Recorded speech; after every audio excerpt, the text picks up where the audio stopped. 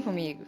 Oi, meu queridíssimo, minha queridíssima. Sistema imunitário não é tão difícil, mas ele cai pra caramba. E eu garanto pra vocês que alguma questãozinha sobre isso, a chance é muito, muito, muito grande de vocês fazerem alguma prova aí no final do ano. Beleza, então. Vocês sabem que a função dele é o quê? Proteger a gente, defender nosso corpo, tá? Proteger a Ni, no meu caso. Então, se você é uma bactéria que tá querendo infectar a Ni, e aí você chegou e caiu aqui, qual que é a primeira coisa que tá defendendo a Ni de você? A minha própria pele, pessoal. A própria barreira física que a pele exerce contra o ambiente externo. Então, essa é a primeira linha de defesa do seu corpo. É a pele. Não só a pele, se você cair agora dentro do meu nariz aqui, a gente vai chamar essa área da pele de mucosa. Então, o que é a mucosa? É como se fosse a pele que reveste todos esses tubos que vão entrando na gente. Como assim esses tubos? Ora, toda a cavidade respiratória, toda a cavidade digestória, urogenital, tudo que algum contatinho externo para o meio interno e que tem um revestimento, a gente chama de mucosa, tá? Não significa que necessariamente tem um montão de muco ali, mas a gente vai chamar de mucosa. Mas inclusive no trato respiratório, vocês viram na aula passada que há de fato muco. Para quê? Para colar essas coisas ruins, inclusive patógenos, que é o que eu quero me defender de, que vão colar nesse muco. E aí o que eu faço com esse muco mesmo? Quem lembra? Os cílios vão fazer uma resposta para subir esse muco, a gente tosse também por causa desse movimento ciliar, e aí manda para a faringe. E da faringe o que eu faço? Ou vou cuspir para o mundo externo, ou vou engolir, e aí deglutido é menos chance de esse patógeno causar mal. Por quê? Porque no sistema digestório eu também tenho defesa. Quem que tá me defendendo? Se você é a bactéria lá que eu engoli e chegou no meu estômago, o que vai acontecer com você? Você pode ser dissolvido pelo ácido. Vocês sabem que o pH do estômago é bem baixo, é tipo 2, é super ácido. pH urogenital também é ácido, essa mucosa. Então, vocês têm barreiras ali para tentar defender, para falar, não, patógeno não entra no corpo. Mas se entrar, a segunda linha de defesa vão ser células fagocitárias. Quem que lembra o nome da célula fagocitária que eu falei nas últimas aulas? Macrófago. Macro, porque ele é grande, e fago, porque ele fagocita. Fagos significa alimentar, comer. Então ele faz aquele abraço de digerir aquela coisa ruim. Então ele que vai ser o principal fagocitador aqui. Mas só para vocês saberem, ele é uma célula que está nos tecidos mesmo, tá? Não dentro do sangue. Dentro do sangue vão ter outras células que fagocitam, como o neutrófilo, como o monócito. Mas, para não encher de nome vocês hoje, eu vou deixar para falar sobre todos os leucócitos na aula sobre sangue, especificamente sobre tecido sanguíneo. Então, por enquanto, você lembra que são os fagocitários, principalmente quem? O macrófago, que está nos tecidos, beleza? Pessoal, pergunta. Tanto essas células fagocitárias, quanto a minha pele e mucosas, e também defesas químicas, como pH e tal, eles distinguem que tipo de patógeno está vindo me atingir? Se é vírus, se é bactéria, se é fungo, se é um protista, se é até o pólen que está me causando alguma alergia, alguma reação. Não vai distinguir. Então, se você fosse chamar esse primeiro sistema imune, você chamaria de específico ou inespecífico? Inespecífico. Ele vai defender você do mesmo jeito, não importa qual seja o agente externo, tá? Tanto a pele quanto o fagócito ali. Fagócito é célula que fagocita, principalmente o macrófago. Então, na verdade, a gente vai dividir nosso sistema imune em duas partes. Essa não específica vai receber o nome de inata, imunidade inata. Por quê? Porque você já nasceu com ela, tá? Você não desenvolveu depois de ter contato com a doença, não. Você espera-se que você tenha nascido já com pele e tal, e ele vai te defender inespecificamente. Então, eu também posso chamar de sistema imunitário inespecífico. E o outro é o adaptativo. Tem que saber esses nomes, tá? Muitas vezes eles cobram. O adaptativo, aí sim, ele é específico. Eu também posso chamar de sistema imunitário específico, porque a resposta vai ser específica contra aquele patógeno em questão. Como que acontece, então? Finge que eu sou um macrófago aqui e eu encontrei uma bactéria. O que eu vou fazer? Fagocitar. Fagocita, meu amor, fagocita. Aí ele abraçou, achou essa bactéria. Mas olha que genial. Em vez de ele simplesmente digerir essa bactéria inteira e ir pra casa dormir, ele faz assim, já sei, eu vou guardar esse pedacinho dessa bactéria aqui, é muito específica dela, né? Essa proteininha que tá na membrana dela, alguma coisa assim. Então, ele guarda, né? Em vez dele digerir, põe na sua superfície e vai contar para as outras células, falando, olha pessoal, olha o que eu achei, alguém conhece isso? Isso aqui é NI ou isso aqui é uma coisa ruim mesmo? Isso aqui é coisa ruim? Então começa a atacar essa coisa ruim. Ele vai apresentar esse pedacinho desse patógeno? Primeira pergunta, como é que eu chamo um pedacinho de patógeno que vai desencadear uma resposta imune? Antígeno. Antígeno é qualquer substância estranha que vai desencadear uma resposta imunológica.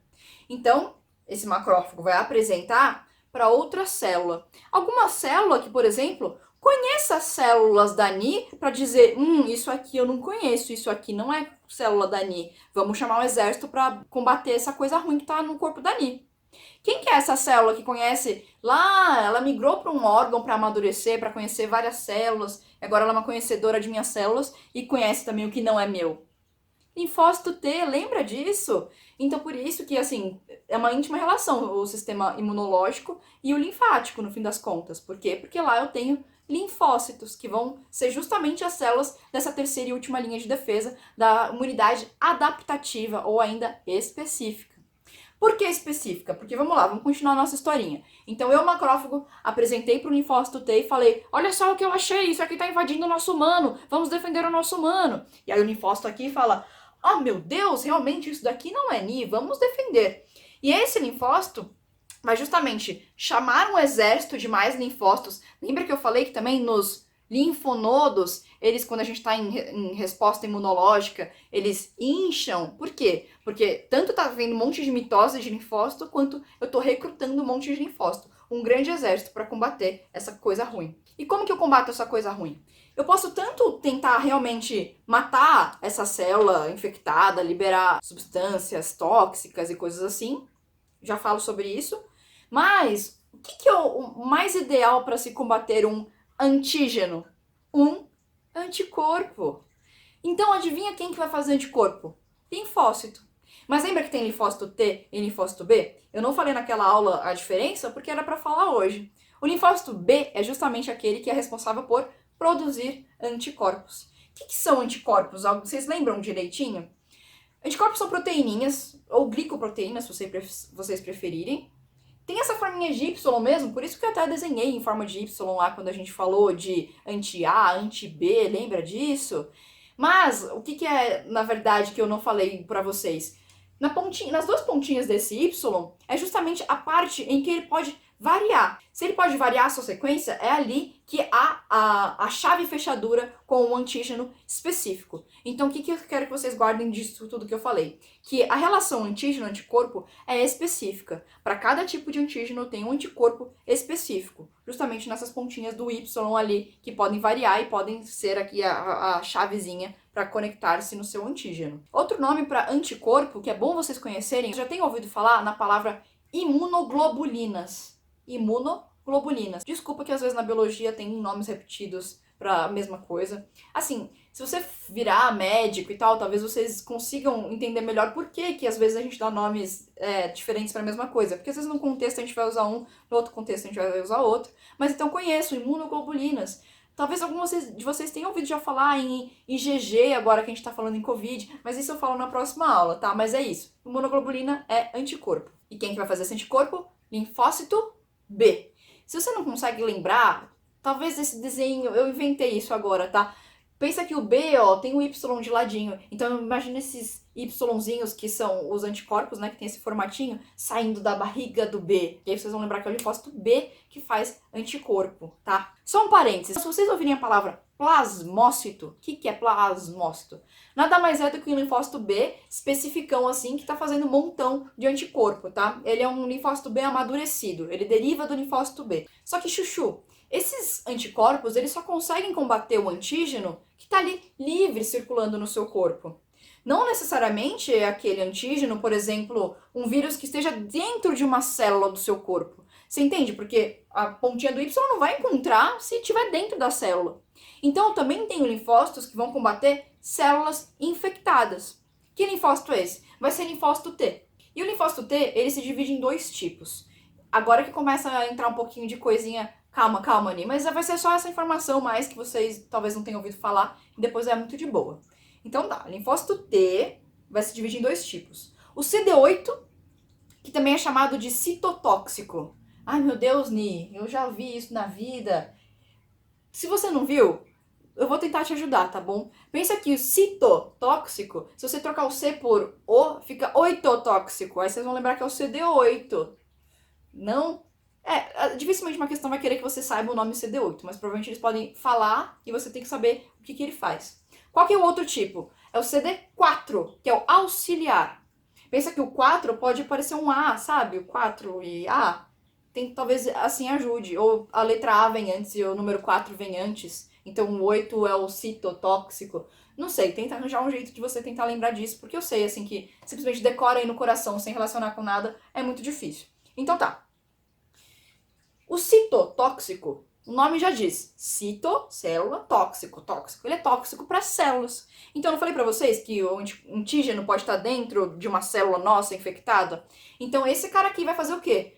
Atingir, destruir essas células que estão infectadas, tá? Às vezes pode dar ruim, acabar até prejudicando a gente, porque destrói muito o tecido. Por exemplo, sei lá, o tecido de um alvéolo pulmonar que está infectado por um SARS-CoV-2. Pode ser que sim. É meio que uma bomba que o corpo joga e vai matar a coisa ruim? Vai. Mas pode ser que se destrua também algumas células nossas. Faz parte. Então o CD8, ou citotóxico, é o matador, é o faca na caveira, é o vamos destruir essa coisinha aí, tá bom? E o CD4? Ele é aquele que recebeu a informação do macrófago, tá? Lembra que eu falei que era um linfócito T que recebia a informação do macrófago e recrutava todo o exército? É esse cara aqui. Então, na verdade, ele não vai matar a célula, não vai produzir anticorpos, mas ele vai regular tudo isso daí. Ele vai receber a informação do macrófago, tá? Que apresentou o antígeno para ele, e vai recrutar, regular os demais linfócitos. Tanto os linfócitos B para produzir mais anticorpos, quanto os linfócitos T CD8 para matar células infectadas.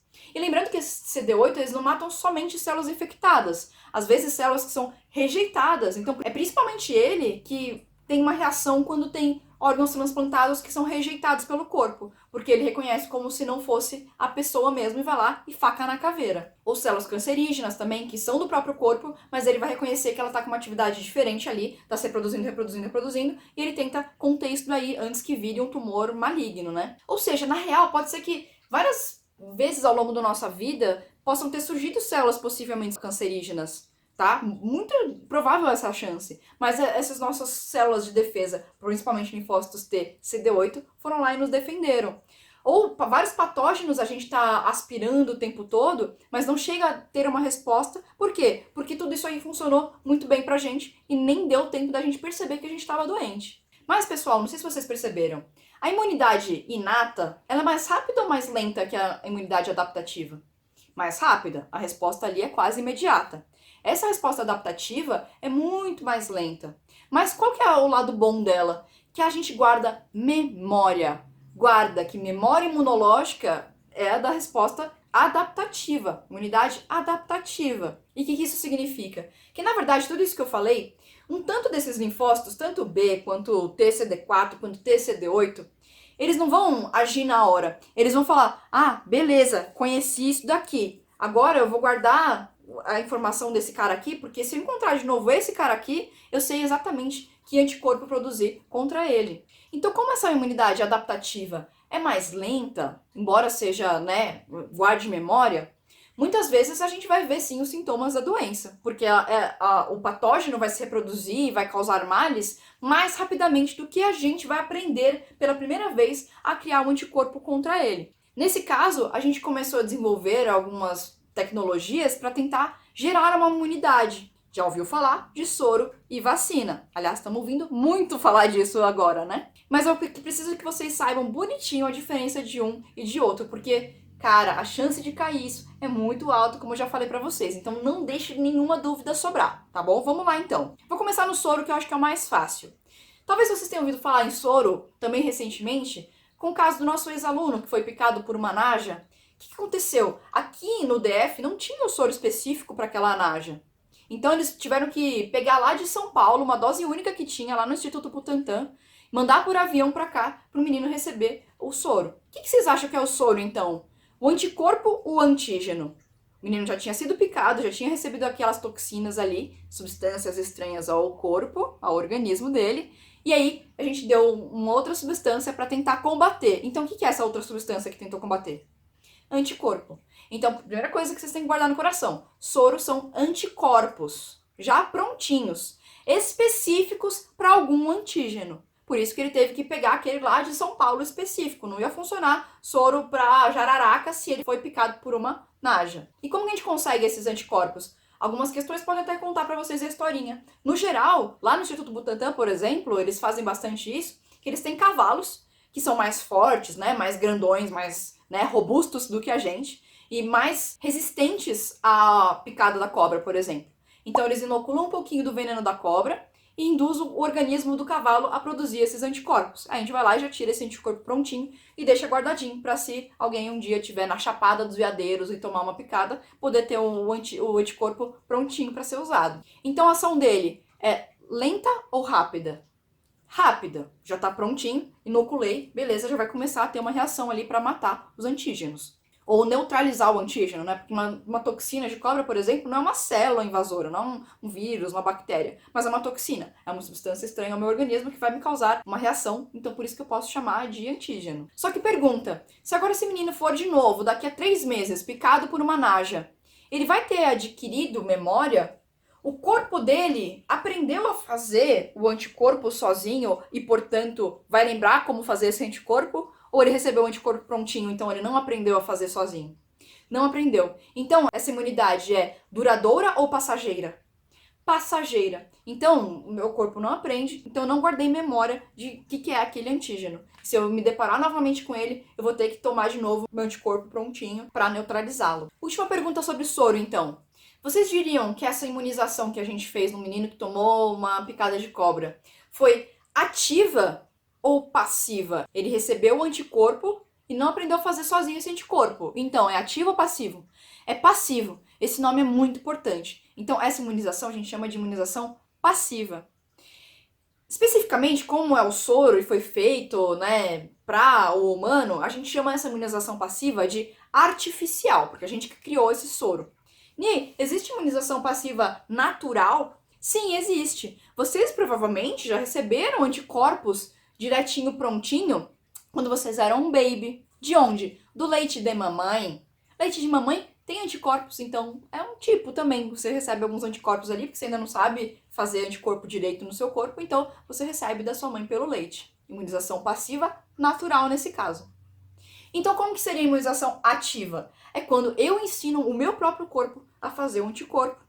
Por exemplo, uma imunização ativa artificial é a vacina famosa. Na vacina, eu tenho anticorpo? Não. Na vacina, eu tenho o próprio antígeno.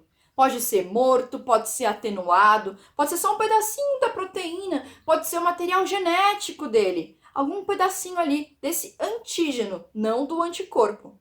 E por que eu vou inocular um pedacinho do antígeno, ou antígeno atenuado, antígeno morto, antígeno fraco no corpo da pessoa? Porque aí o corpo vai achar que ele tá vivão, vai responder daquele jeito que eu falei. Vai criar, então, memória imunológica e saber, em um novo encontro, como matar aquele antígeno rapidão.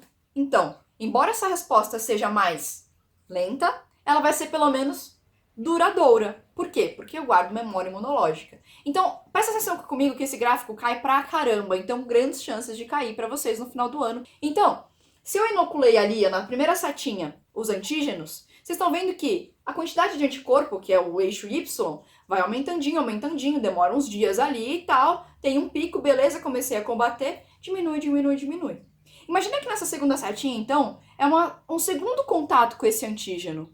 Como que vocês acham que vai ser a segunda curva? Essa segunda resposta, mais rápida e mais intensa, com maior produção de anticorpos em menos tempo. Então, consigam reconhecer uma primeira resposta e uma segunda resposta, ou resposta primária e resposta secundária. E isso se aplica tanto no caso de vacinas, quanto existe também uma imunização ativa natural? Ora, eu ficar doente, tá? Então, se eu já tive uma doença, a chance de eu ficar de novo doente com aquela mesma coisa, com o mesmo antígeno, pelo menos, é baixa. Por quê? Mesmo se eu entrar em contato com ele, eu nem vou perceber, porque tudo isso aqui vai ser muito mais rápido, toda essa resposta secundária, e eu vou neutralizar o antígeno rapidamente. Pelo menos enquanto eu guardar a memória, porque Pode ser que essa memória seja de anos, décadas, pode ser a vida toda, ou não. Então, por isso que às vezes vacinas a gente precisa retomar em cada 5 anos, 10 anos, ou às vezes é uma vez na vida toda. Lembrando que existe muita mutação em vários agentes patogênicos, então às vezes você toma uma vacina para cachumba, por exemplo, e vai que, né, mutou, e aí você não tá imunizado contra ele.